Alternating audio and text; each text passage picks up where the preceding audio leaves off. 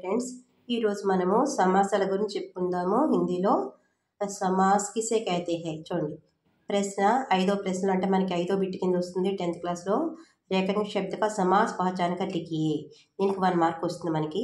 చూడండి, ద్వంద్వ సమాసాలకు సంబంధించినవని చెప్పుకుందాం. ఫస్ట్ పేడ్ పౌదే ద్వంద్వ సమాసం, పశు పక్షి ద్వంద్వ సమాసం, నక్ తల్ ద్వంద్వ సమాసం, సాధు సంత్ ద్వంద్వ సమాసం, సుబహ్ షామ్ ద్వంద్వ సమాసం, లాభ్ హాని లాభ్ నష్ట అన్న కూడా ద్వంద్వ సమాసమే, మాతా పిత ద్వంద్వ సమాసం, సుఖ్ దుఃఖ్ ద్వంద్వ సమాసం, బాయి బెహన్ ద్వంద్వ సమాసం, దిన్ రాత్ ద్వంద్వ సమాసం, గీత్ సంగీత్ ద్వంద్వ సమాసం, దేశ్ విదేశ్ ద్వంద్వ సమాసం, అలాగే రామ్ లక్ష్మణ్, అలాగే పతి పత్ని ఇలాంటివన్నీ కూడా ద్వంద్వ సమాసాలు అవుతాయి.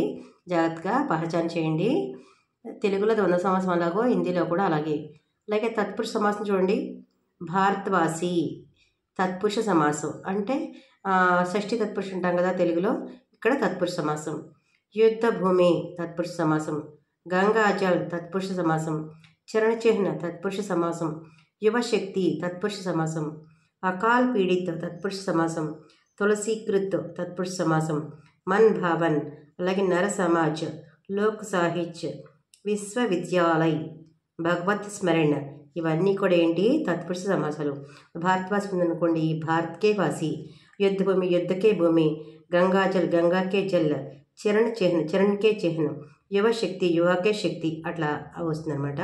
తెలుగులో తత్పురుష సమాసము అంటాం కదా, అదే షష్ఠి తత్పురుష అంటాం కదా, హిందీలో తత్పురుష సమాసం అంటాం. అలాగే ద్విగు సమాసం చూడండి, నంబర్ వస్తుంది అనమాట. ద్విగు సమాసం అంటే నంబర్ వస్తుంది. చౌరాహా, చౌ అంటే 4 వీధుల కోడలు అంటాం కదా. అలాగే దోపహర్, దో అంటే 2 అని అర్థం వస్తుంది.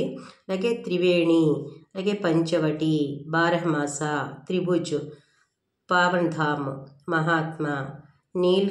చూడండి ఇంతవరకే. చౌరాహా, దోపహర్, త్రివేణి, పంచవటి, బారహమాస, త్రిభుజ్.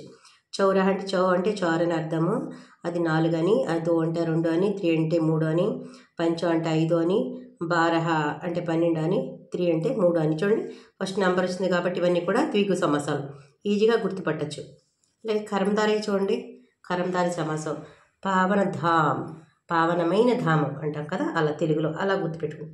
మహాత్మా, మహాత్ముడైన వాడు గొప్పవాడని. నీల్ కమల్, నీలమైన కమలము. అలాగే స్వర్ణ సూత్రు, అలాగే కమల నయన్న, ప్రాచీనమైన కాలం అని తెలుగులో మనం అలా అనుకుంటే అలా గుర్తుపెట్టుకోవచ్చు. అటూట్ సంబంధం, విశేష విధి, అనంత సంఖ్య, ప్రేమయుక్త, మహాకవి, అమోఘ శక్తి, చంద్రముఖి, ఇవన్నీ కూడా కరందారి సమాసాలు.